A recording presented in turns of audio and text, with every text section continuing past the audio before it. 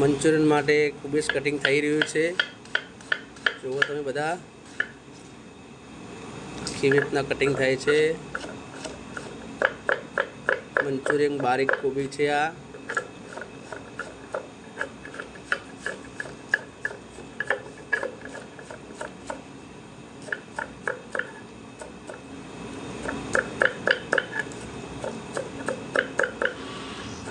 નવું છે એટલે હજી થોડો ટાઈમ લાગશે, બાકી વિડીયો હવે રોજ આવશે આપણા।